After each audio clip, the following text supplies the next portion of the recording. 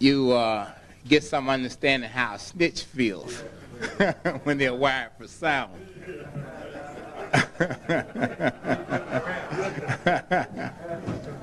And unfortunately these days, there are a lot of us wearing wires. Unfortunately. I certainly want to thank the African Echoes for the invitation this evening to once again come before you and to share some information going and coming. It's always interesting, I say this, how black people operate on a higher plane, and they can just sort of feel things. Mental telepathy is one way of expressing it. And just a moment ago, I was in the back, and I know Mother Jackson didn't hear me, and I told one of the brothers, I said, I left my handkerchief at home. Get a handkerchief. And as soon as I said that, Mother Jackson, who was sitting in the back, about the fourth row, turned around and gave me these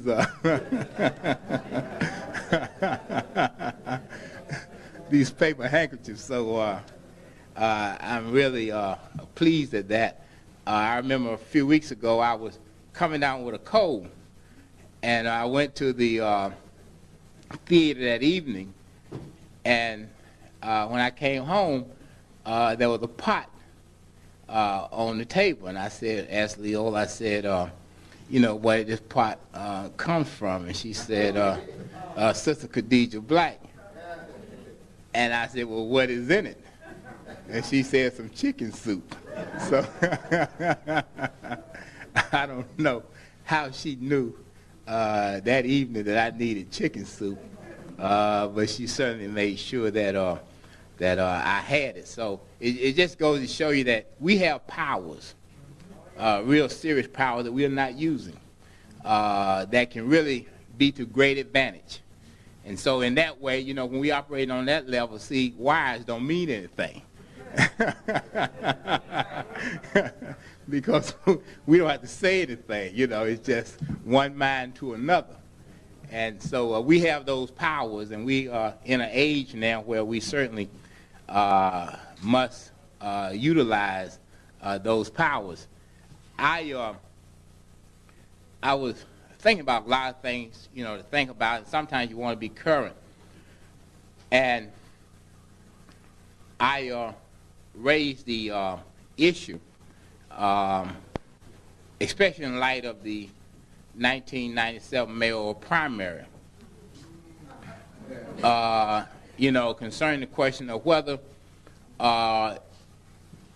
it is worth our effort as a people to vote during this current period of time.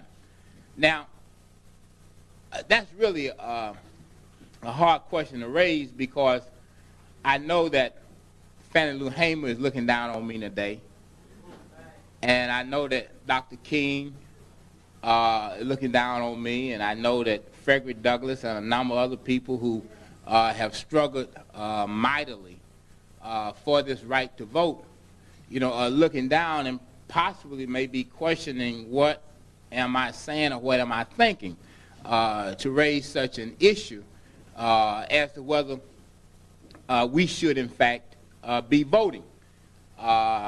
In addition to that, just my own experience.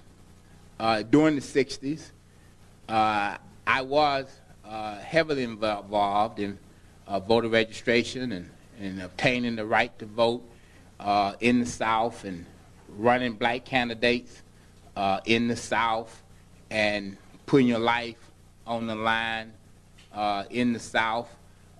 So I come to you now with quite a bit of experience in struggling for the right to vote, and then in 1997 began to question whether black people should be participating in the electoral process at all, or under what circumstances should we be participating. And I say that because, A, since the Voting Rights Act of 1965, our condition has gotten worse in this country. Our communities are more devastated. Homelessness is on the rise. Hunger has become institutionalized in our way of life. More black men than ever are in prison. More black women than ever are in prison. The education system has thoroughly broken down in our communities, and so things have really gotten worse. On top of that, the only ones who have benefited in our community have been those Uncle Toms that have been with us since we've been over here. And what happened was, and I used to say this somewhat jokingly, but I suppose it's becoming real. I used to always raise the question, if the vote meant anything, why did the white man give it to us? Knowing that he had never had a history of giving us anything with any value before. But I suppose when I was saying that, I was really saying it to get some laughter. But that has really turned out to be a real reality. And so as you look at the right to vote, the only people who are really encouraging us to vote are Uncle Toms. All of the traitors of the community today are encouraging us to vote because they have a vested interest in our voting. All right? And so the reason why our condition has gotten worse today because we're a lot more divided today than we ever have been. And part of the division is because while we've always wanted to tell white folks what we were doing, or some of us have always wanted to tell white folks what we were doing, snitching and telling on each other and the whole 9 yards, what happened after 1965 was that snitching became a fundable item. Snitching became a fundable item. As we have elected more Negroes to political office, we have increased the number of snitches in our community. Because that is in essence what their job is to be plantation overseers and to make sure that we remain in check. And so as we get more Negroes in office, our condition gets even worse. All right? We got more Negroes in the city council in New York today than we had 10 years ago, and our condition is 10 times worse today. All right? Than it was 10 years ago. We got Negroes in various other positions. Our condition has gotten worse. I always say that every time that the president appoints a Negro to the cabinet, I get more nervous. They appointed Patricia Harris as head of housing, and we became homeless. They appointed Dr. Sullivan head of Health and Human Services, and we got AIDS. All right? And for a moment there, they had Epsi in agriculture. I was afraid we were getting ready to go hungry on a large scale. Until somehow or another they pulled him out of office. Now we got Herman in there as Secretary of Labor, and we are now struggling for our jobs. So as we put these Negroes in specific areas of government, we find that the conditions in those areas get worse and worse. And so the real question comes down to, and I suppose the Rothschilds stated this some 200 or so years ago, when they said that we don't care who make the laws. We don't care who make the law. We don't care who it is. As long as we control the money. We don't care who control the law, make the laws. As long as we control the money. All right, and now that is very deep. That's like me saying, I don't care who becomes the head of this hospital as long as I'm in control of the blood bank. All right? I don't care what hospital administrator, I don't care what doctor, I don't care what surgeon. As long as they let me stay in charge of the blood bank, I'm in charge of the hospital. Because sooner or later, somebody got to come through the blood bank in order to survive. And so we have to begin to look at voting from that particular premise. One of the reasons why I know that in America we will never be free and some of you may be surprised. Therefore, the inference is if you'll never be free, that you're still in bondage. I know it comes as a shock to some, but that is, in fact, our reality. One of the reasons why we will never be in America under the present legal format is the law itself.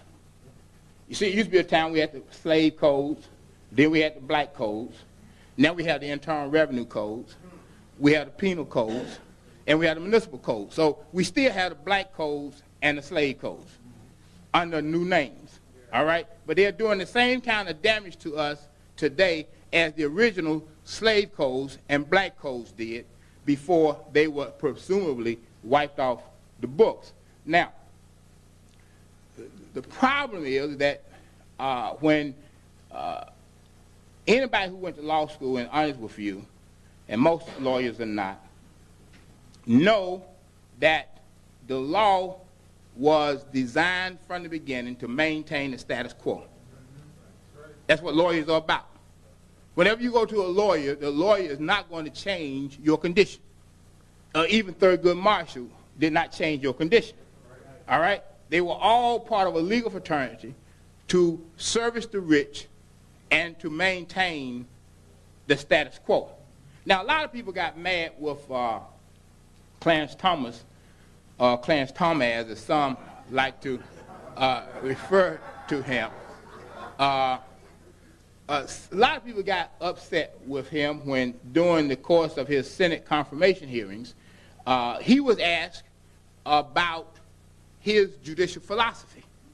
Now, see, to a lot of us, that don't mean anything, because a lot of us just don't have a belief system of our own. You see, so if you don't have a belief system of your own, then you are already up for sale. All right? See, when you're dealing with people who have a belief system and have instilled that belief system in other people, all right, who will carry on that tradition, it doesn't make any difference who that person is. One of the things that was said in this book by the tribes, which is true, is that even when the English are no longer an economic power, or no longer a political power, the English will still control the world. Even when other forces come forward, the English will still control the world because the world is operating by English rules. See, if you go into the accounting profession, those rules were written by the English. All right, if you go in the legal profession, those rules are written by English lawyers. So wherever profession you go in today, all of the standards are English standards, and therefore they will continue to rule the world because the world will continue to embrace their way of thinking. And so when Clarence Thomas was before the U.S. Senate, and they asked him about his judicial philosophy, he said that I believe in a judicial philosophy of original intent. All right? I believe in philosophy of original intent. Now, a lot of people in our community obviously understand what he was saying. But every lawyer understood what he was saying because every lawyer has been taught to think the same way. All right? Every lawyer has been taught to think the same way. So they understood what he was saying, whether they wanted to concede that to you or not. Clarence Thomas, unfortunately, was one of those lawyers who was willing to use the tools of the oppressor to continue the oppression of his people. Because the law schools teach you very clearly that when you have a rule that has been enacted, it has to be according to the original intent of those rules. So when the U.S. Constitution was enacted in the first place, as Clarence Thomas was saying, I will construe it according to its original intent because, quote, my founding fathers, I don't know how the Negro could imagine that, but my founding fathers did not include people of African ancestry in the Constitution, which is the original intent. That's the original intent of the Constitution, to exclude, and therefore Clarence Thomas said, I will construe the Constitution that way, which is why when a case came up where a black man had been brutalized in prison, Clarence Thomas, in his vote, said, this is not a violation of the Eighth Amendment. beating this black man nearly to death is not cruel and unusual punishment. All right? He better be lucky that they didn't lynch him. All right? Because Clarence Thomas understood, as most whites understand, that that is the purpose. Now, Earl was talking about the Dred Scott decision, which I will not be discussing too much today, but it's always relevant because it's always in existence. And whatever I'm talking about, it serves as a foundation for that.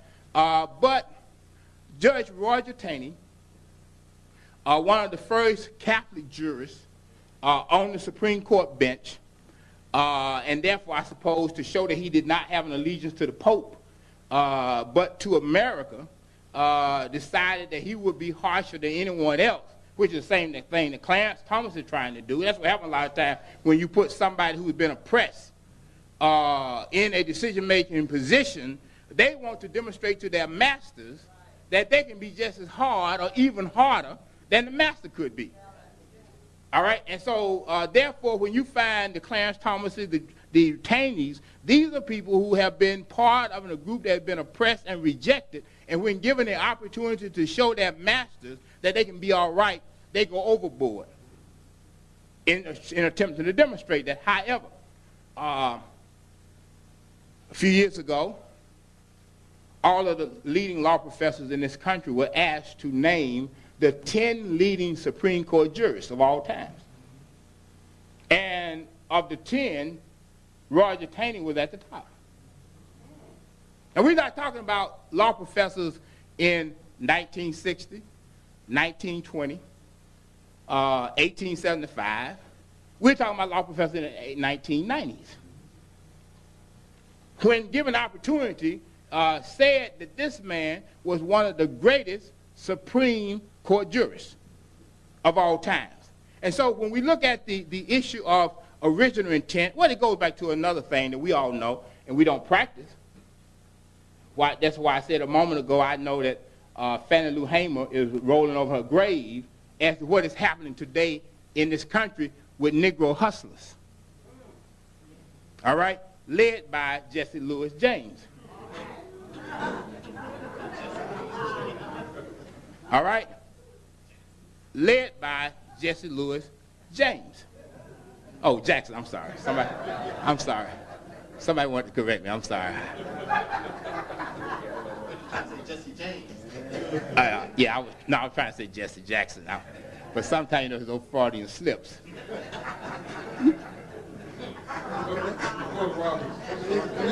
Right. So I want to make that correctly. But when you began to look at Jesse, there are two things that are very interesting, and then I'm going to go and give some historical background and pick this up later, which I think is important. Two things very interesting to me, I don't believe in coincidences. The first American ship that sailed directly from America to Africa to pick up enslaved Africans was named the Rainbow. Yeah. The first American ship that sailed from America directly to Africa to pick up enslaved Africans and bring them back was called the Rainbow. Now, well, maybe we said we'll dismiss that. All right, we'll dismiss that. All right. That was just coincidence. Even though I don't believe in coincidences, but you know what the heck. I mean, for the sake of unity, we'll dismiss that. All right? But when the America and the United Nations went into Somalia, it went into Somalia under the name of Operation Breadbasket.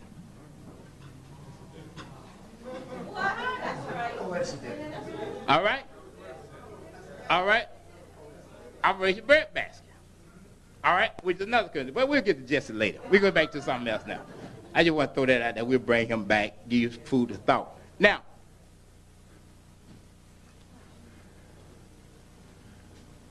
when this country, from the first time that the English colonists came over to this country, there was a requirement of voting.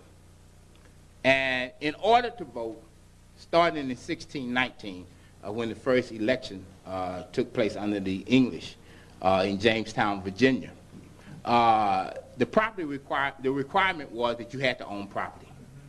You see, land was the basis of your participation in voting. All right? If you did not own land, you could not participate. And this became important for all of the elections. Now, we know that our children are taught that George Washington is the father of the country. And he was the first president, but before that, he was the first commander-in-chief in the Army.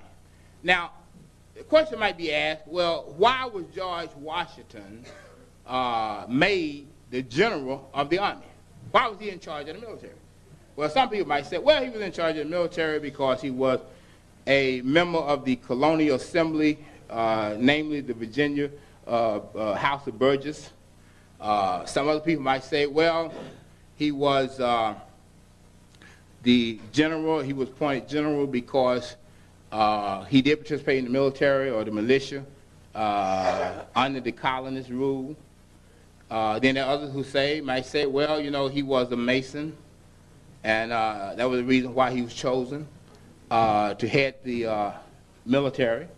But the reason why George Washington was chosen to head the military was because he was the largest landowner in this country.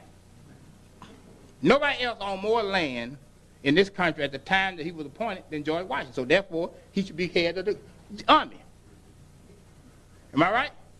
If you own all the land, you ought to be in charge. All right? So he was appointed the commander-in-chief because he owned more land than anybody else. Now, what is interesting is that George Washington was known as the greatest land swindler in the world at that time. All right? He was a land fraud, a land cheat, and a land swindler. Now, it's interesting now that we allow these teachers to tell our children that George Washington never told a lie. Right. When back then they were trying to figure out when did he ever tell the truth.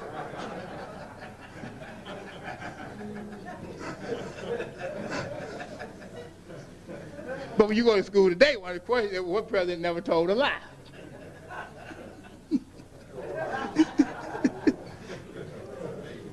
He told lies all the time. All right? But he was the first commander chief, and then also the first president because he did own more land than anybody else. See, so that was arranged. He would be the first president because, you know, at that time, everybody couldn't vote. You know, you voted through your legislature because they had just simply an electoral college. So the electors met, and he got all 69 votes of those who cast their votes. That was the total number of votes that were needed in order to elect George Washington as the first president of the United States, 69. So this whole idea of land as the basis, which really then raises some serious questions about why we are participating in voting in the first place since we own neither money nor land. And how we could be naive to believe that we are getting ready to politically empower ourselves, all right, when we have no wealth at all. I think over here in New Jersey, you have the freeholder system. And we have freeholders here, right? And freeholder type government. And freeholders means people who own land. That's what a freeholder means. A person who owns land. All right? So it's very interesting for us in New York, for example, to elect somebody like Dave Dinks who owns no land at all. I mean, how do you think somebody who owns no land, all right, can become mayor of the city of New York and change the social policy of the city? When wealth is the basis, all right, for that. Now, just a couple other things which are very interesting. Over the last few days, especially in the 1997 mayoral primary, you know, people said, well, gee, I didn't know that the police was involved in the vote count. You know, people said that. I didn't know that, and then I went to the statues and pointed out the area and sent it over to Imhotep, and I believe he may have mentioned it on the air, that the election law does require that all county have to go through the police. All right? And so a lot of people are very shocked about that. All right? That the police had that kind of power. However, if we had known our history, all right, if we had known our history, we would have known that the sheriff of every county was in charge of voting from the inception. All right? Everybody voted, turned over to the sheriff. He switched the votes, did what he wanted to do, and kept getting up. All right? And that's what happened. Now, I told this story before. I tell it again. I don't know if I said it here. I know a little bit about election fraud myself, since I participated in it at an early age myself. But I think that I will be forgiven for engaging in fraud myself. But I did. So I know how these things work. You see, when you have that kind of mind yourself, then you know how those kind of things work. You know, and it shows you how you have to operate in America. And I learned this in high school. You see, people who have to be recognized or have to be in the papers, have to be noticed, can never achieve anything. You see what I'm saying? See, power does not operate that way. People who have power are invisible. You never see them. You don't know who they are. You don't know where they are. They're invisible. And they're calling shots. The people that are always in front of the television can't bust a grape. All right? All right? All right, that's a reality. All right? They can't do it. Now, you can hallucinate and imagine that they're doing all these great things, but it's not happening. See, if you just hold back to your senses and think about it for a moment, you'll see it. It's not happening. All right? So I learned at an early age that in order to accomplish things that you want to accomplish, you have to be invisible. So I remember as we were finishing up our 11th grade year, and everybody knew that when we came back, homecoming was around October, so you had to have an early vote. You see, you had to have an early vote because you had to vote for your homecoming queen. But the politicking for that starts at the end of the junior year. You see, so in my junior year, the politicking started. And I like both candidates. In fact, I like the person I had to ultimately do in better than I like the person I ultimately had to help. Because the person I had to ultimately do in was somebody I had known all my life. They were very close to my family and the whole 9 yards. But the mind of our people then was so bad that I was forced to have to do what I had to do. So I had already decided that I could have run for president of student council myself. But you see, power is not in the person in the main office. See, that's not what power is, you see. So, you know, we got the whole thing where I want to be mayor, I want to be colonel. No, that's not what the power is. You see, it got somewhere lesser than that, somewhere where you don't know what's going on. So I said, well, first of all, I'm just going to run to become a member of the student council. All right? Everybody wanted me to be president. Some people want me to be president. I can't tell a lie, everybody. But some people want me to be president. But I said, no, I just want to be a student council representative. And the reason why I want to be a student council representative is because I have to do something, and I'm going to horse trade with the person that we're going to elect as the president of president of student council, and let him know that if he becomes president of student council and I get elected to student council, I want to be in charge of the election committee. All right? That's all I want. I want to be in charge of the election committee. All right? That doesn't sound like much. All right? And they didn't think it was much. Okay? So, I positioned myself. This is a true story. And we came back to school. Now, the reason why I wanted to be head of the election committee was something that was said at the end of the school year that bothered me. And that was that a sister that was much darker than I am, who was very intelligent, very bright, and many people in the student body wanted her as the homecoming queen. When the teachers found out about this, they went nuts. They said there's no way that somebody that black is going to represent our school and embarrass us in front of white people downtown. All right, because you got to remember, see, in my hometown, you know, on homecoming, they had the big parade and all of that. Yeah. And you had to march through downtown, so all the white folks would come out because, you know, we had great bands and all of that. We know how, you know. So they enjoyed seeing our school better than they enjoyed seeing their own.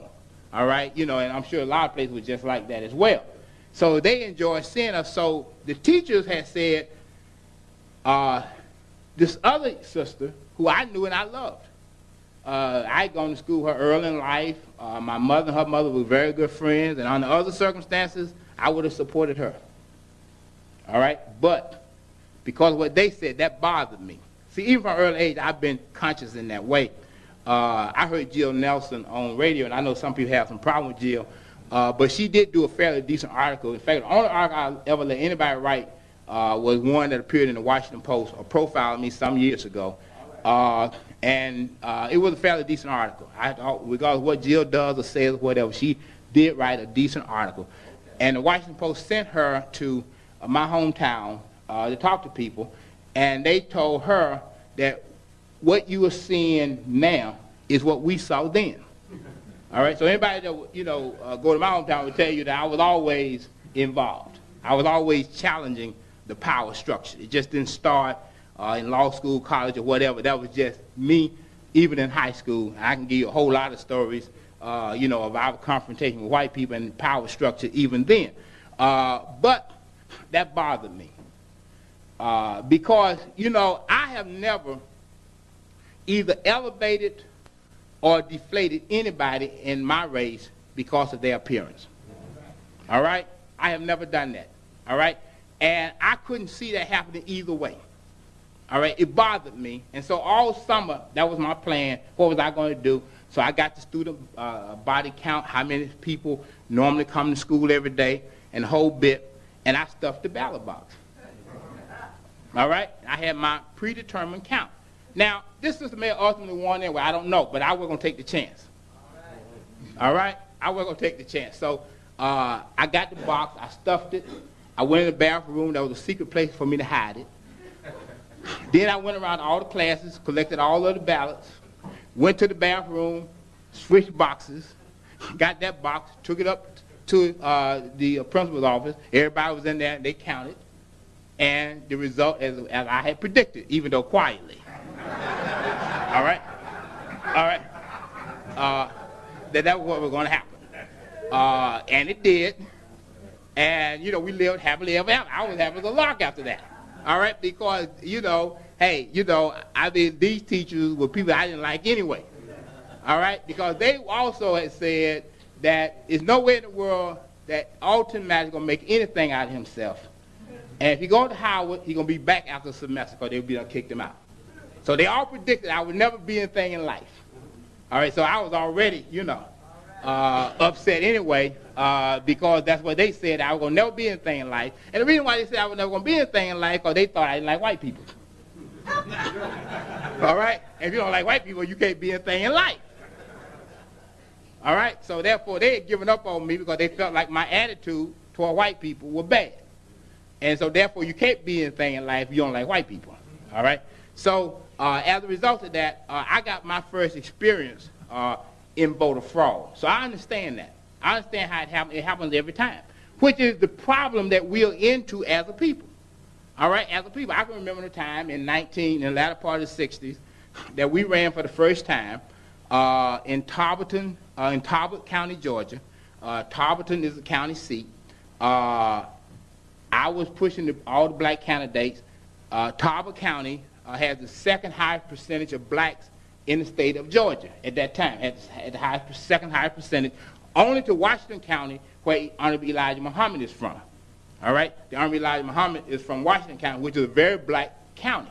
Now, it's very interesting when you start studying these things about, and I won't get into this, but if you go back and study Washington County in the 1890s in Georgia, what you will find is that they had a strong sense of economics in the 1880s and 1890s.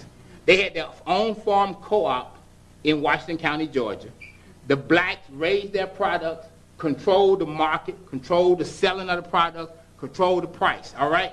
So when you read about what was going on in Washington County, Georgia, it's not too hard to imagine how the Honorable Elijah Muhammad came out the way he did. You see, by going back and actually studying these histories, which is a many times we do not do, and we don't know really what formed people. You see, we are a product of our environment.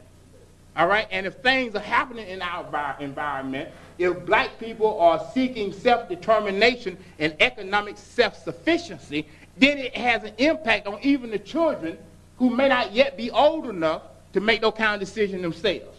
You see, this is why what we do will have an impact on what our children do. And if we're not doing anything, our children are not going to do anything, because they learn by imitation. So if there's nothing to imitate, then they're going to end up being nothing.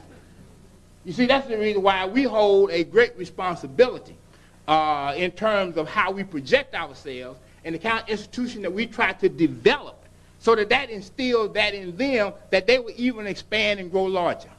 And so when you go back and look at that, then you begin to realize that situation. But I remember in Harvard County, Georgia, where we were running candidates, the first time ever since Reconstruction. Now, it's very interesting about Harvard County, Georgia, because I was reading a book on Jews, and this book said, I didn't know this recently, that the Macy family, the family owned Macy's, started out in Talbot County, Georgia. Then went to Columbus, Georgia, which is only about 20-some miles away, after they made that money in Talbot County, Georgia, and then it came to New York, which means that the foundation for Macy's is on the backs of black folks. Because we were the only thing in Talbot County, Georgia. All right? So that's what it means. If you go back and trace that, you know, it means that because of what we were doing in a small town that elevated this group of people to move on to Columbus and then to New York and form Macy's in New York City. So that's the county that we were in at that particular time, because it was part of the Black Belt. Because, see, I had this dream. This is why I say I'm involved in politics. I had this dream, one, of never leaving the state of Georgia after I went back. That's why I tried to finish school at the University of Georgia, but I was told to leave, and under circumstances which were beyond my control, I had to. All right? And that was back in the 60s as well. But my intention was to stay in Georgia and do my thing in Georgia. All right? But at the last minute, the dean of the law school said that I was a disgrace to the Negro race. All right? And I would never make nothing out of myself. All right? So therefore, I was asked to leave. And I tried to stay, but I realized through some spying that my grade had already been predetermined. All right? Which meant that if I had stayed, you wouldn't have been seeing me here at least practicing law in New York. So I had to boogie out of there real fast.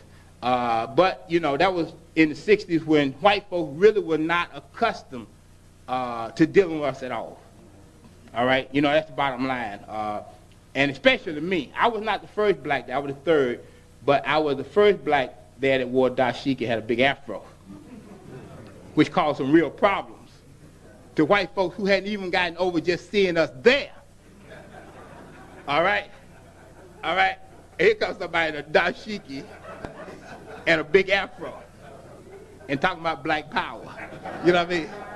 So that was a real shock. You know what I mean? That was a real shock. But that was my, I won't go into that. That's another story, you know, that we could talk about for quite some time. But I will say, only to say that in Talbot County, right before the vote count, the blacks in town who had stood very strongly that day, and the black community came out in groves to vote. You see, and this is why I understand about the sacrifice our people made, because you had white women up there on the courthouse square watching for their cooks and their maids to come out. And as they came out of the voting booth, they said, Mary, if these niggas win tonight, you better not come to work on Monday. All right? So they were ready to fire everybody in town. All right, at least they threatened to fight everybody in town. Because I don't think they could, but that was their threat. They were fighting everybody in town. Well, we were pretty strong up to then. And we had a right to be poll watchers. I had a right to be a poll watcher for some of the candidates, and we'd already planned I was going to go in there and watch the vote and the whole bit. And then, right before we got ready to go in there, they came to me and said, Brother Maddox, we have withdrawn your name as one of the poll watchers. And I said, what, is anything wrong, brothers? They said, well, we just think that we got a good sense of racial harmony now. We think the white folks are really getting ready to do the right thing. We've had some discussions today with them. And we feel like your being present might disturb the kind of harmony that we're getting ready to enjoy in Talbot County. All right, so I said, well, you know, if that's what you want, you know, so be it. Well, after that, the Klan came by and told me that I would be leaving Talbot County, but I would be leaving in a pine box. All right, so at that point, I was also concerned about getting out of Talbot County, which I was able to do with a group that was pretty much parallel to Deacons for Defense. I won't go into that. But the 4 black candidates lost by between 1 to 4 votes. All right? Between 1 vote, 2 votes, 3 votes, 4 votes. All right? That was how they ended up, but they all lost. All right? They all lost. And so I say that because as we saw that then, we still see that today. You see, as we saw it then, we still see that today. All right? Now, one of the interesting things about voting originally was the land was so important here that wherever you own land, you could vote. So if you own land in Newark, you could vote. If you own land in Trenton, you could vote. You own land in Philadelphia, you could vote. You own land in New York, you could vote. Wherever you own land, you could vote. So that becomes the foundation for what we're really going to get into to appreciate that the more things seem to change, the more they remain the same. All right? Now, there's one other thing that's very interesting in the 1997 mayoral candidacy in New York, and that is that you remember it was this large absentee ballot vote that came in that was supposed to change the equation. Well, the interesting thing about it is that the absentee ballot in America arose from fear of blacks and Native Americans. All right? That's how the absentee ballot developed in the first place, because there was a fear from plantation landowners that if they went into town to vote, the enslaved Africans would rebel and leave the plantation while they were down there voting. All right? And so as a result of that, they first developed a vote by proxy. All right? Because apparently some of us were leaving. All right? We figured out, they get ready to vote today. Boogity, boogity, boo. All right? So they realized that every time they had a vote, they would go downtown and get drunk, all right, in the whole 9 yards, because you see, voting then was a big ritual. I mean, in 1858, George Washington ran. He didn't campaign, but he left behind enough money to buy about 60 gallons of moonshine and various other drinks. And everybody would get drunk and go into the ballot box. So everybody would be drunk on these days. So the absentee ballot developed because of the fear of enslaved Africans. So it was very interesting that it was this vote that came in just recently, you see, to do Reverend Sharpton in, in that candidacy. But those are the kind of things that we really want to set in terms of a background. Now, the problem with voting is that black people are only able to vote for the lesser of the chosen evils. All right, see, they're not just the lesser of the evils. They are the lesser of the chosen evils. All right? See, they're the lesser of the chosen evils. And see, what happened is that the political party primaries are really auditions, all right, to see who can out-whore the other person.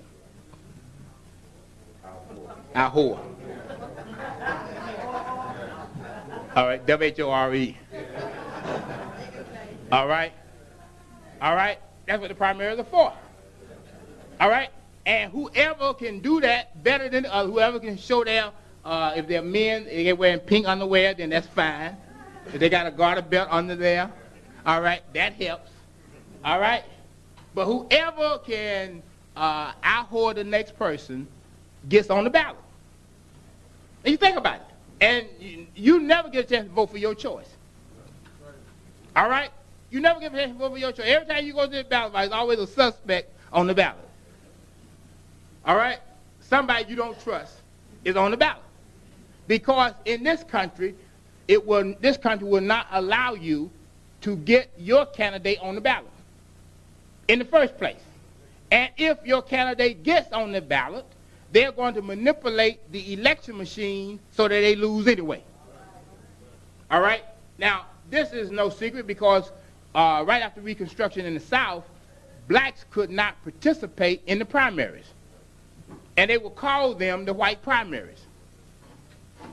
All right? Because the primary is the most important aspect of voting. I remember when we ran the Freedom Party in 1994. And while the Freedom Party was in state court, I went up to federal court. And when the Libertarian Party was trying to get on the ballot. Now, the Libertarian Party did not produce the requisite minimum 15,000 votes to even be considered. But they were trying to find a way to put them on the ballot. Now, the Freedom Party had produced 18,000 signatures, so we were over the minimum, and we at least should have been considered, but we was in the wrong venue, in the wrong jurisdiction, unfortunately. But I remember as I was up in federal court listening to the white folks, because what happened was they didn't have their case in the courtroom. They had their case in the judge's chambers. All right? With the idea that if some black person came, then see somebody in the courtroom, they wouldn't have the audacity to go bust up the judge's chambers, which is exactly what I did. All right? I went and sat in on the Libertarian Party. Now, what I found out, this is what was most revealing. In New York, there's a multitude of political parties. All right? And these are all official parties. You see, New York has the best laws in the country for third parties. All right, better than anybody else. So you have a multitude of political parties in New York, in addition to Democrats and Republicans. You have the conservative, the liberal, the right to life, now the Freedom Party, the Independence Party, down the line. All these parties are officially recognized parties. Well, what I came to find out is that in the whole history of the electoral process in New York, the only two times that a political party has never been given the right to put its choice on the ballot was when G2E attempted to run on the Unity Party, and Joseph Mack ran on the United African Party, I believe. All right? Am I right? All right? All right. Those were the only two times in the history of New York. So in other words, whether whites got the number of signatures or not, they were always allowed on by consensus. But the only two times in the history of the whole state when blacks have not been able to put their candidate on the ballot, it was when two blacks sought the opportunity to do it, and then with us it became the third time because we were trying to put Colin Moore on the ballot. All right? So what that shows you is that America, while it will allow us to vote in the general election, it will not allow us to participate in the primaries, and therefore we are still involved in white primaries today. All right? That's what basically demonstrates. Now, a lot of people in New York are a little bit concerned with Ed Towns, a little bit concerned with Floyd Flake for endorsing Giuliani. and people are talking about they're going to take some action against them. Well, let me first of all say that everybody in New York is on the same team. All right? Everybody's on the same team. All right? There's nobody who's getting ready to get anybody else, because they're all in agreement with each other. There's a major conspiracy going on in New York. All right, let's understand that. There's a major conspiracy going on in New York. Now, when Dave Dinkins ran for mayor, despite the fact that this man never done anything for black folks, if I would ask you, of the three mayors, Dinkins, Lindsay, and Koch, which one of the three never went to the South in the 60s to march against Jim Crow? It would be Dinkins. Koch went down and marched. All right? Lindsay went down and marched. All right? But Dave didn't. All right? Dave Dinkins did not. All right? Now, when Dave got ready to run, and about the time of the election, I said something that a lot of people got mad with me and still are mad. And that is that electing Dave is electing Koch in blackface. I said that, everybody went nuts. Man, what's wrong with this Negro? Well, they couldn't call me a Tom.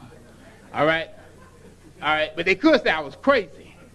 All right? But they couldn't call me a Tom. But I said, no, this is Koch in blackface. Now, this is how politics works.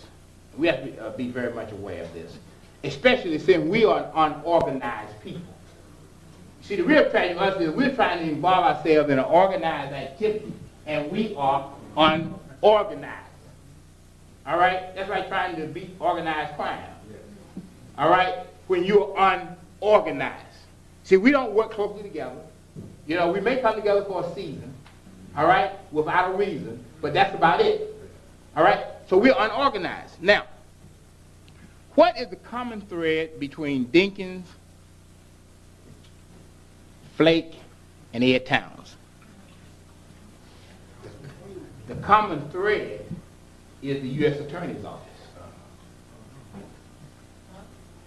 The common thread is the U.S. Attorney's Office. No, listen. Now, let's not jump to any conclusion yet. All right? Let's not jump to any conclusions. When Dave went in office, and as soon as he got in there, the first thing they did was drop the possibility that he had an illegal stock transfer. Y'all remember that? Now, it would seem like that the U.S. Attorney's Office, if anybody had jurisdiction over that matter, would have been the U.S. Attorney in the Southern District, which is Manhattan. That's more. Or no, that was the U.S. Attorney at that time. All right, Giuliani group. But what they did, instead of dealing with Giuliani and them, they put Maloney on it. Maloney is the federal prosecutor in Brooklyn. All right, so he was investigating him. Maloney had been appointed by Alphonse D'Amato, who was a close friend of Ed Koch. And they had Dinkins on the hot seat. You understand what I'm saying? Yeah. Which is why when Dave got in office, he had to elevate Koch's trash commissioner as first deputy mayor. And that was Norman Sticer. Because, see, Koch still controlled the city.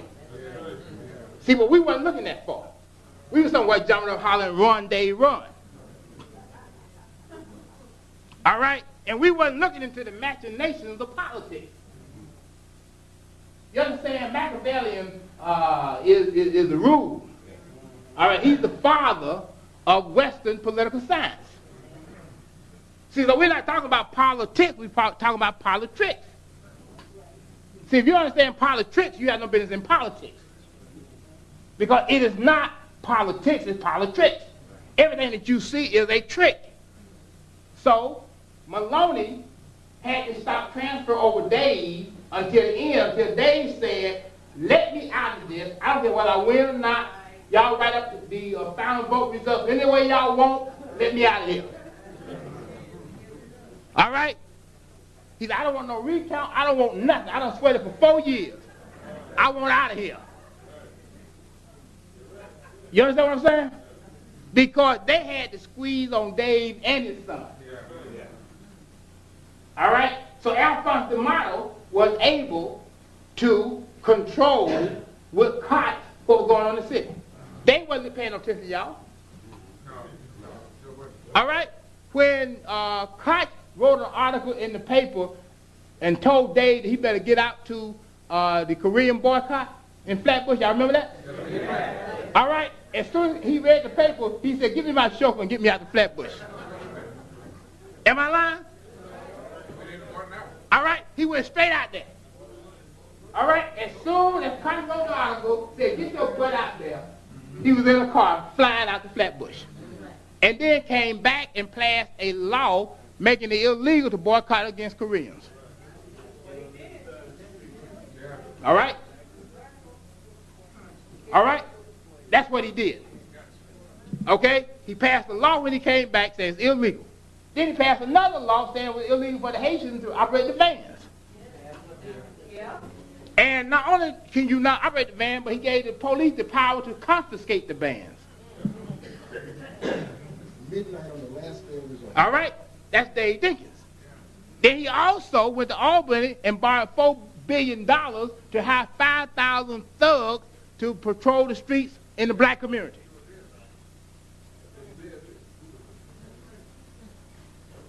All right? That's what he did. All right? Because they had a squeeze on it. Now, at the same time, Flake was under indictment. All right.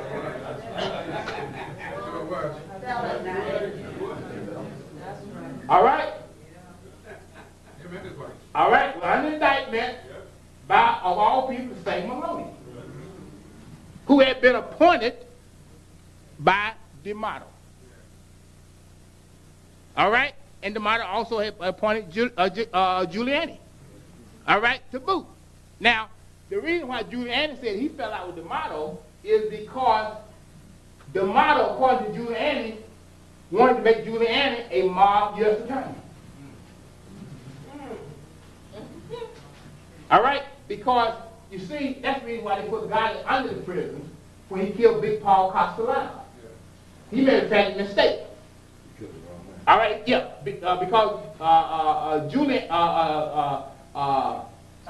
D'Amato had already whispered to Giuliani to go soft on Big Paul. All right?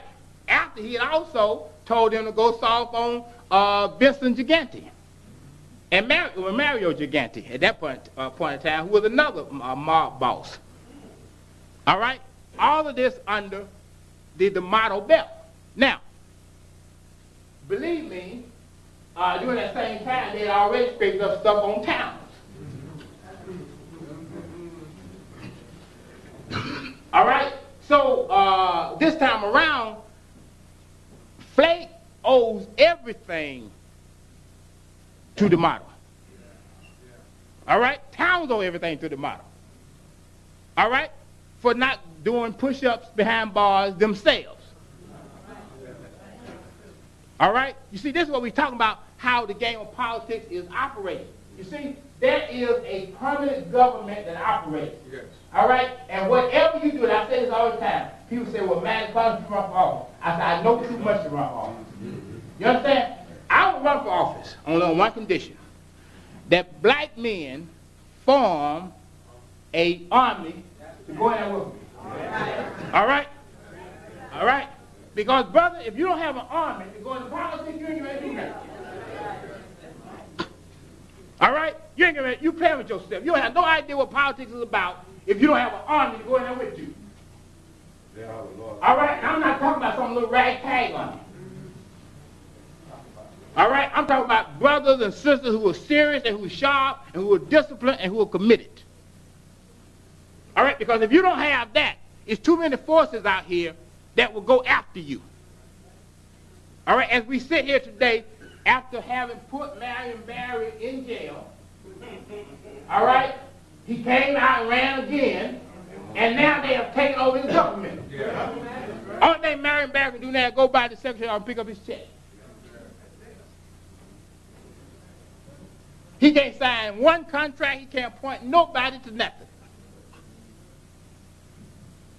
All right? And he's lucky that he's not dead, because that's what happened to Harold Washington.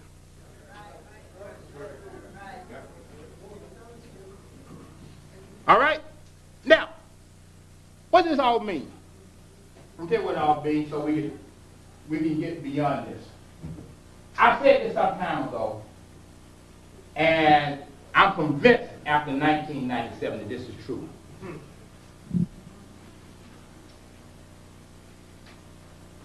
Black people who are in public life or public office have no desire to win. That's true. They all want to be seen. You understand that? All right? They have no desire to win. Now, I'm going to tell you why I know that. Because there are a lot of people out here who want to be seen. And they are seen. And a lot of people have been around me who've been seen. But the one thing I always noticed was that as we were about to go across the finish line, I would always catch them trying to throw a knife in my back. All right? They could do everything but get across that finish line first. That's a reality. Now, sometimes we made it across, but there was a couple scars in my back. All right? Because of the commitment. Now, people take vows today for things that they tried to prevent. That's what you got to understand. Yes, they were there. They made a lot of noise. They were seen. But when they realized that we could win, they backed up. Yeah, that's right. They did a moonwalk. All right? All right? That's reality. We have a fear of winning. We have a fear of winning. Starting with Jesse Jackson. All right? This Negro ran and got to the finish line and dropped on his knees and apologized. And let the white man run past him. All right, that's what he did. He's afraid to win. And so what we have now is a bunch of Jesse Jackson clones who are carrying out the same kind of operation. All right?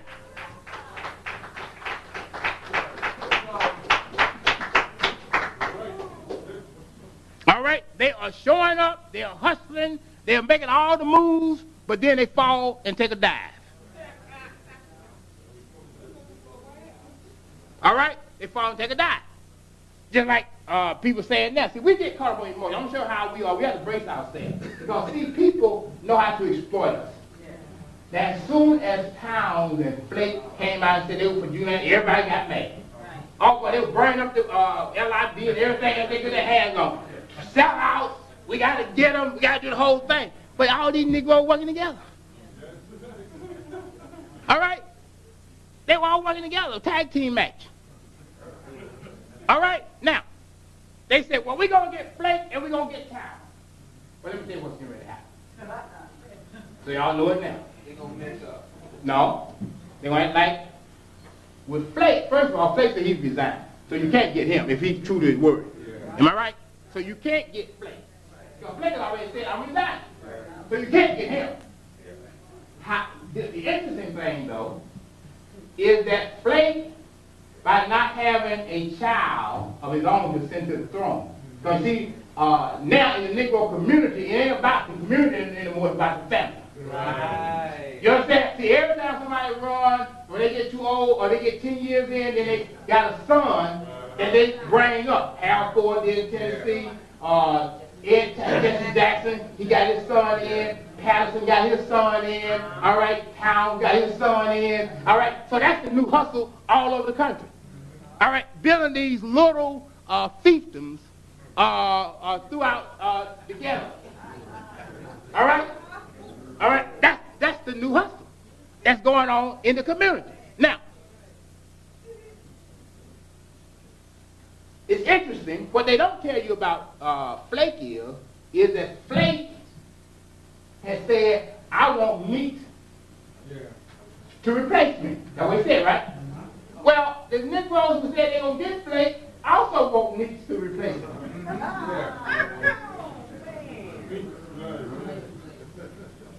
Huh? You understand what I'm saying? All right? But we don't, so we doing a trick back. Now, let's get the towns. Now, I know some of y'all know that little running battle between me and somebody else, but it ain't nothing personal as far as I'm concerned, but, you know, so be it. I just do what I have to do. I have to say what I have to say, and I do that, and I make no apology. Whether people like me or not, I don't care. All right? I want everybody to understand that. I don't care whether people like me or not. All right? I mean, I really don't. I'm one of those persons who really feel very comfortable. Nobody calls me, nobody bothers me, nobody want to be with me. That's all fine. All right? I don't care. All right? But last year, I warned the community that we were getting ready to lose drive time dialogue. All right? That's what I said. And I wrote over 300-some preachers and told them that they were going to lose their spots. All right? I did that. All right? After I had gone to Washington and did my research. All right? See, we're not talking about somebody just hollering off a hot air. All right? Sometimes people may not like what I have to say, but I would debate anybody. All right? All right? If anybody don't like what I said, I come back next Sunday and debate them. All right? You give them the tape, said I said, I'll be back here and meet them face up. Anybody you think I'm talking about, you invite me, I guarantee they won't show up. All right? That's one thing I can guarantee you. They won't show up. All right? They will not show up. Now, when I went to Washington and poured a file, what I noticed is that the mob has moved into RL. Yeah, the mob is moving to RL, though. Yeah, the mob. The guys that own the stations up in Connecticut and Sag Harbor, the two stations that they bought, and they also bought a station out here in Plainfield. They bought 3 stations, 2 stations up there in Sag Harbor, New York, and in Waterbury, Connecticut, were owned by men who had looted the S&Ls. Oh, yeah. All right? And they're named in the vow.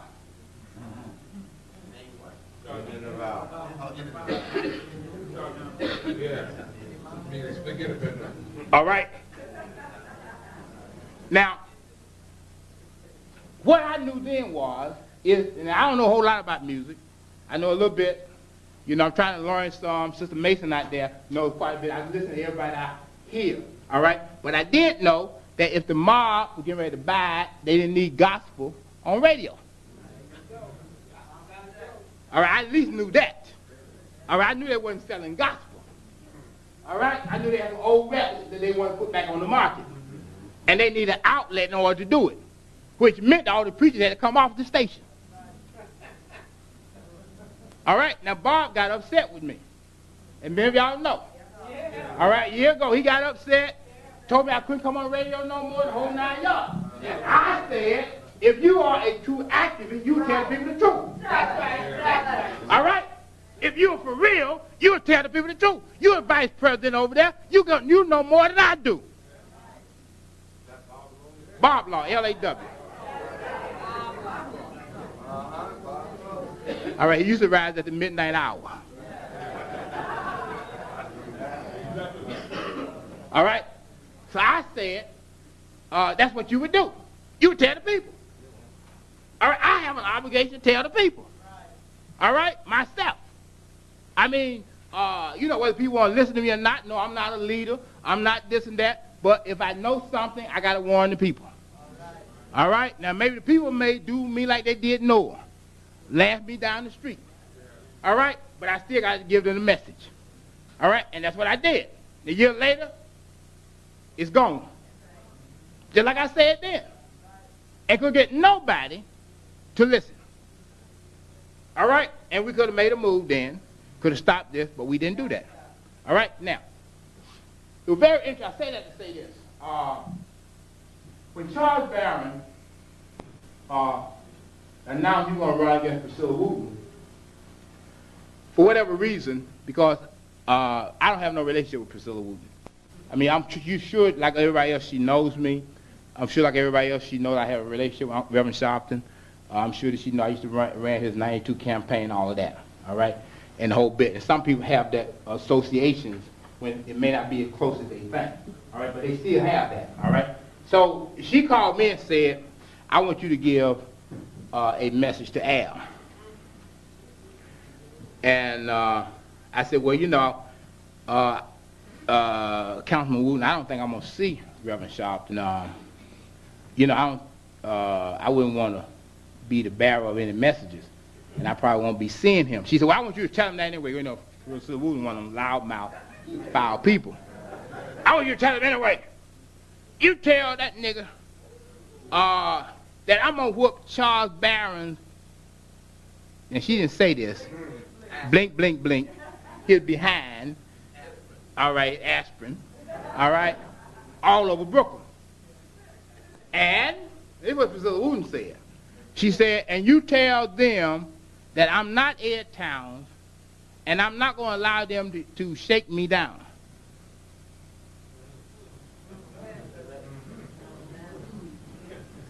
All right? That's what she said. Now, I won't fill in the blanks. You can figure that out for yourself. I will only say this. What she's referring to is the fact that, and this happens not only with Town, but it also happens with Rainbow. When they feel like they're going to have a hot race, or they feel like somebody heavy is breathing down their throat, they create a candidate to run against them. All right. All right? And pay the candidate to run against them so that nobody else will run. All right? Because you would then say, well, man, why are you running? You know the brothers trying to unseat Town. Why would you be running? So everybody else get back. And then the candidate that they inflated take a dive at the Board of Elections when it's too late for anybody else to run.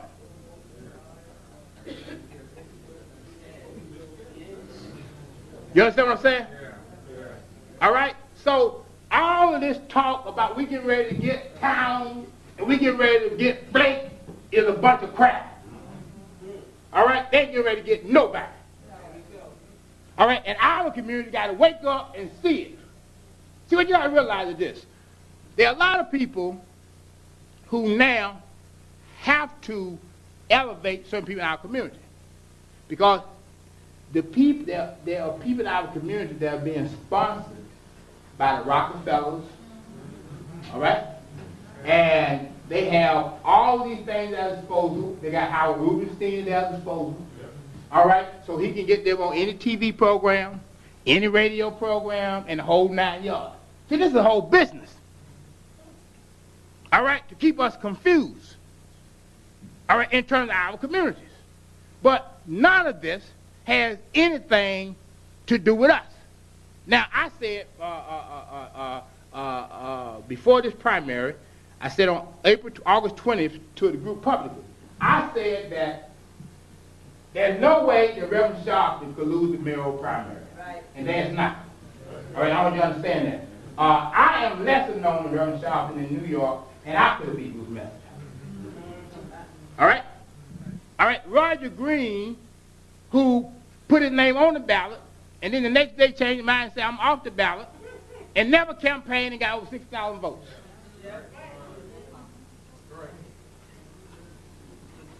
All right? Now, what that tells you is the strength of the black vote in New York. That's what it tells you, the strength of the black vote in New York. And nobody at this point can outdo the black community in New York because the Jews and the Catholics have left town. And the foreigners can't vote. That's what they ain't telling y'all. See, they got y'all believing, well, you know, it's 8 million people here, y'all only 25% of the population. But you ain't 25% of those who can vote. You are much more than all those who can vote. See, the issue is not whether you're 25% of 8 million.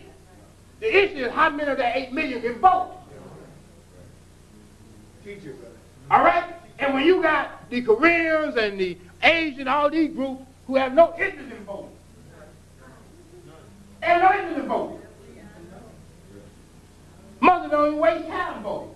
Or waste time using money for voting. Because they don't want to be involved with the white man other than get hold of his money. All right? You ain't never heard an Asian walking down the street talking about we should overcome. And their oppression in this country has been just as brutal as ours. All right? And it would be more so if they went out of their neighborhoods. The only reason why they ain't vamped on in Bensonhurst's house because they don't go out there. They get in their little neighborhood, they never leave. Period. All right, except to come over there and get out and, you know, they gonna, everybody do that. That's what you call free trade. All right? Yeah, everybody does that. All right? Is to get involved. So when we talk about politics, there's no way anybody can lose a Democratic primary, which is why Ruth Messenger never attacked it sharply, because she understands that if she antagonizes the black vote, she's through. Even though she needs the black vote. And she's not doing a great job trying to embrace us because she's too racist for that. You understand that? She's too racist for that. So she's not doing a good job of luring us into her fold. But she understands the power of the black vote. Okay? She understands that. Now, there was a couple of observations I made on August 20th. I said on August 20th that the Giuliani administration or regime saw the Louisville case as a godsend. All right? Giuliani was as happy as a little boy in the boys' town. Or a faggot in boys' town. All right? Okay? Yeah. All right, let's get back on the subject. All right? All right? He was that happy when that came down the pipe because Giuliani had already predicted through his strategies that he was going to have to face Sharpton in the general election. And he knew by reading the Art of War and everything else that they can get over, that the enemy attacks you at your Achilles heel or your weakest point. And his weakest point was police brutality. And the Louisville case gave him an opportunity to clean up his act to as much as he could. You understand? So what the guards said. So in other words, he got ready to debate Sharpton, in which Sharpton should have demolished him because he should have had the capability to demolish Giuliani. You see, it would have been all over because, my strategy, which obviously had not been followed, but I had earlier tried to strategize for the mayoral candidacy. And the idea was, I knew we would get past the primary. And I knew that in the debate, that Giuliani was going to jump up at some point and use the N-word. All right? I knew that. All right? He could not restrain himself. I had done a psychological profile of Giuliani. I know him. All right? He cannot restrain himself. All right? At some point in that debate, he would have jumped up and called the N-word. And that would be the end of the whole thing. All right? It would have been all over. It would have been too late for them to get anybody else in there to replace him. It would have been all over. All right? Now that was going to happen. That's all we had to do was get past the primary. And that was what was going to happen. Now the reason I'm telling you why, I already knew what the strength was. I didn't get past the primary. But Sister Karen Mason listened to the conversation that I was having, brought something else to my attention, which was deep, which only confirmed the original premise. Now I want everybody to think. Right after the primary, Giuliani came out with an ad, which was really a shocking ad, because it had Priscilla Wooten and this guy Charlie Hughes of this union, all right, endorsing Giuliani. Now that was a shocking ad. You understand that? Now that ad started right after the primary, because Giuliani's strategists, see, they had already done this ad. See, they don't wait till the last minute. See, they already did this ad. They already knew that Sharpton was going to be the winner, which is why Giuliani was not the one that did Sharpton in at the Board of Elections. All right. Let's be very clear. I don't care what Sharpton said, I don't care what Jesse said, I don't care what any of them says. All right? I'm telling you, it wasn't Giuliani that did him in, because their campaign was preparing for Sharpton. All right? However, that ad ran until such time that it became clear that the Board of Elections was getting ready to change the results. All right. Okay. And you haven't seen that ad no more, have you? No. What he did, he replaced that ad, the campaign replaced that ad with messenger sex shops. Am I right? All right? They replaced it with messenger sex shop, but they never thought they were going to be messenger that was going to have to face Giuliani. And the only thing you got to do is watch what was happening.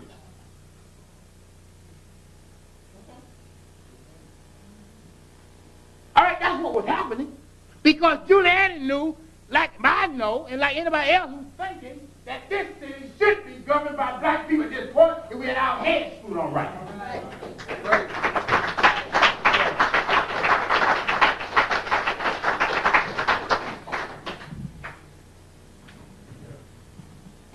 And so after then, you see, things that I said, look, don't go in the federal court and don't go in the state court. Y'all heard me say that? Yeah, you said that already. All right? I said, don't go into no courthouse. All right? You see, when you are balloting crackers, you have to choose your terrain. You understand what I'm saying? See, if you read our ward, it says that right there. You got to choose your terrain. You got to choose a terrain that is favorable to you. All right? We're talking about being a general now. All right? See, what the problem in our community, we don't have no generals in our community. All right? We don't have people who can see the big picture, know how to think, know how to strategize, know where to hit the enemy, and know when to back up. We just got a bunch of Negroes who go some nursery rhymes and run those on us. All right? And that's what's going on in our community. So I said, don't go into no court. Don't go in the federal court, don't go in the state court. Go in the court of public opinion. You have to go in the court of law, go in the court of public opinion. If all of these people had to at least act like they were sympathetic to you, then why go into a court where the law is going to prevail? Go into their minds. Go into their hearts. All right? If they told you that this whole system is wrong, why would you go in the law where it's stacked up against you? All right? You got to know when to go into court and when not to.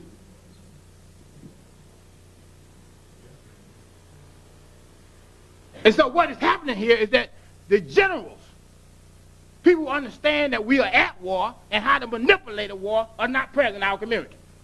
We don't have any generals. We don't have no 5-star generals, 4-star, 3, 2, or 1.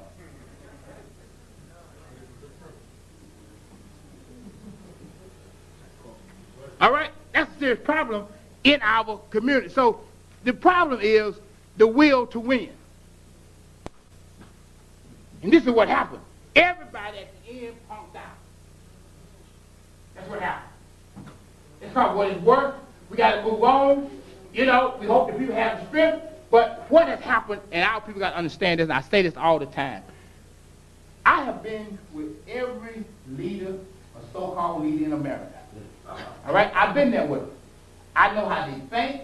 I've heard them think. I've heard them talk. I know the whole 9 yards. They don't have any confidence in you. They don't have any confidence. All right? They have decided that you cannot be depended on, and therefore they may well use you.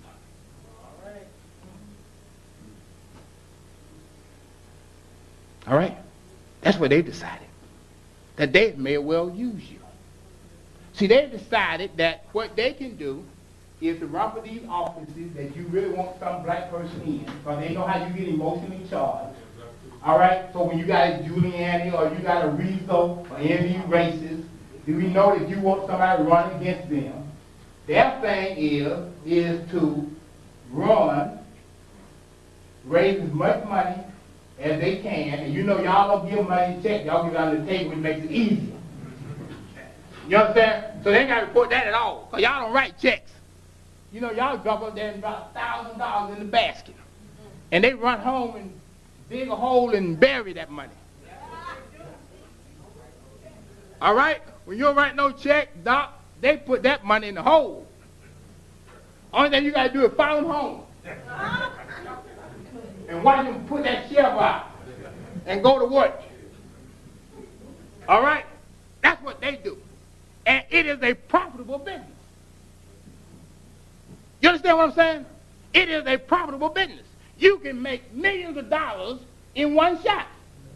Look at Jesse Jackson. All right? Now, check this out. Jesse Jackson's son, Jesse Jr., was a professional student. Professional student. He went from one school to the next. And then, when Reynolds ran on hard times, whether it was Jesse inspired or not, I won't get into that yet. I won't get into that tonight anyway. What happened to Mel Reynolds and his demise, who was really behind it, which is another story. All right? But at that point, Jesse put his son out there. When his son had the financial disclose, he was nearly a millionaire. That's what happened. And he never had a job.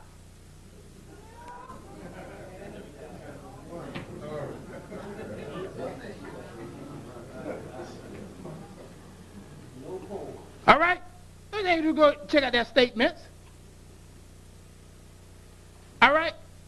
He was nearly a millionaire, and the only thing he ever been in was law school, theology school, and every other school they would let him in.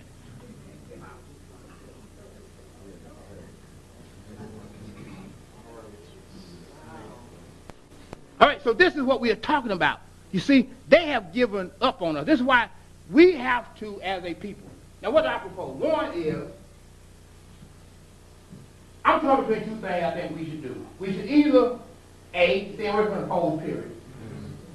Or B, go in the polls and write none of the above. All right? All right, then write none of the above. All right, on the ballot. And leave. And send out a message as a community that we are not going to be pimped anymore. All right? Because that is what is going on in these communities. And you got the interesting thing about all of this is that what happens to church and state? All right? Because how many white preachers do you know in Congress? None. Huh? All right? You don't know of any. Because the Constitution says separate church and state. What would Jesus be doing in the Roman Senate? Right.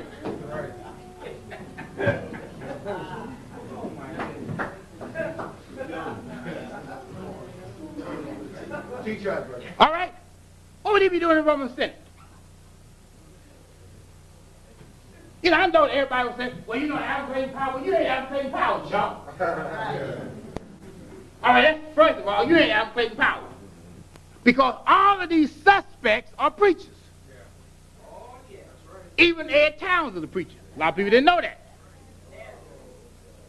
All right?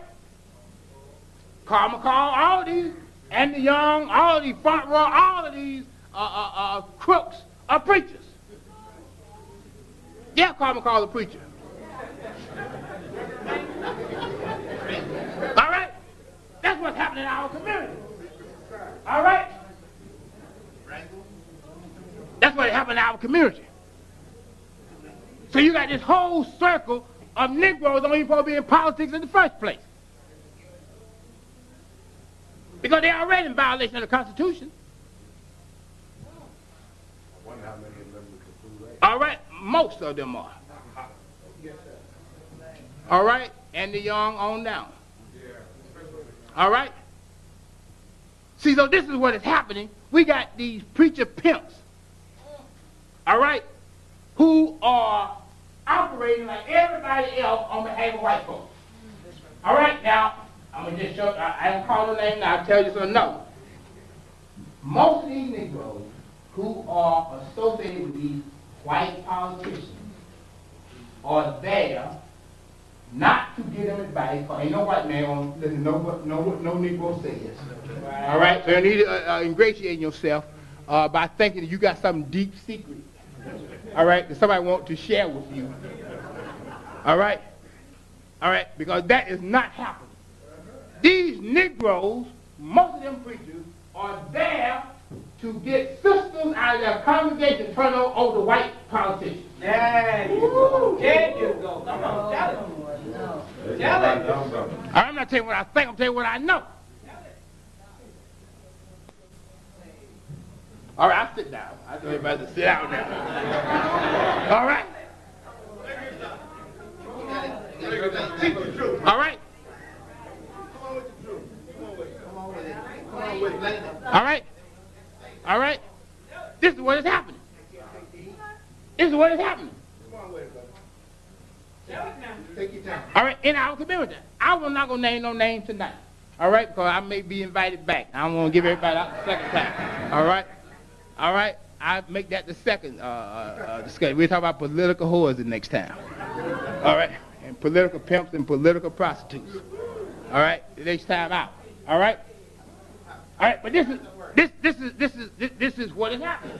And it happened in New York City. You got preachers in New York City who move themselves up by getting women in their congregation and supplying them to white politicians.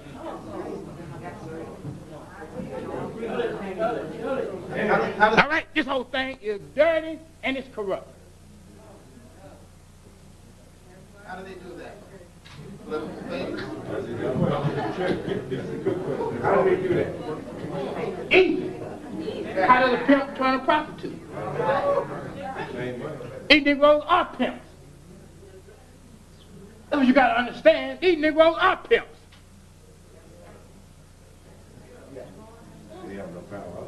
All the pimps that you see on the corner is now in the pulpit somewhere. That's why you don't see them in the corner no more. All right, they didn't go out of business. All right?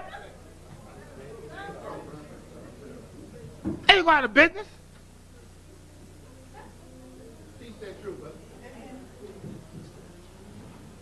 We are a community that is in deep trouble. All right? In every sense of the word. I was telling you the other day. All of these buildings that these Negroes are doing, Florida Place is doing nothing, but they can do it, getting the money out of the black community, getting into the white community. That's all Florida Place is doing. That's all he's doing. That's all. And every other Negro preacher doing the same thing. Buster's doing the same thing in Harlem. Right. All right? And they're all owned by Alphonse D'Amato. Because Alphonse D'Amato has gotten his herd money and put it in the black churches, all right, and then bring his own construction companies in, his own lawyers in, his own accountants in, his own mortgage bankers in to develop. Teach us. Come on. All they're doing is passing blood through the community. And we got a body with no circulation system at all. These Negroes are Draculas and vampires. This stuff is very clear if you start thinking about it. We are in real deep trouble. We're in real deep trouble. But our community would rather support them than support me. Yeah. All right? See, that's the whole bottom line. Floyd Blake had something in the paper this week. I think it was Friday. He said, I need $300,000 for my legal defense fund. Now, he was accused of robbing black people. They want black people to finance his legal defense. And they're going to do it. All right? I'm standing up for a 15-year-old girl right now. Get ready to go on trial, have no money, don't have no way of getting no money, fighting human rights didn't have no money, no way of getting no money, and the Negro would care less. That's right.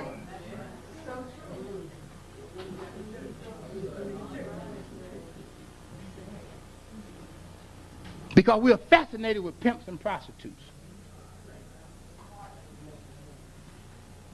That's our fascination. That's exactly it. Negro getting on their knees. Well, you know, I know things are bad, but you got to have faith in God, and God will make a way. Well, how is God going to make a way, son, when you are kneeling down to some white Jesus who's supposed to be the Son of God? Why would God go against his Son for you?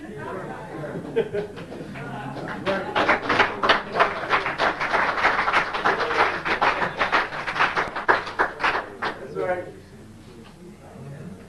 The Negro ain't even no logic. Oh, God is getting ready to make a way.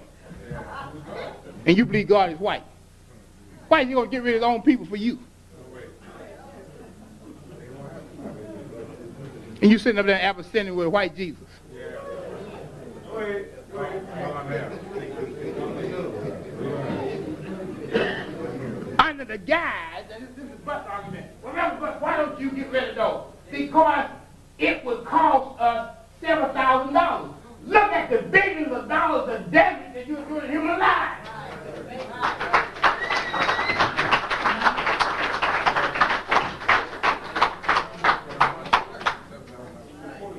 Somebody will cost you several $1,000. What kind of damage every Sunday when children come in abstinent to see a white demon up there on the wall?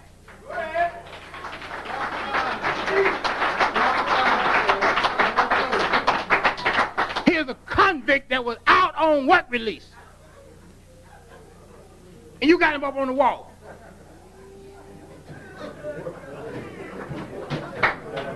Take charge, brother. Take charge. Down home teacher. Down home. Well, I done run out of my time. Thank you very much.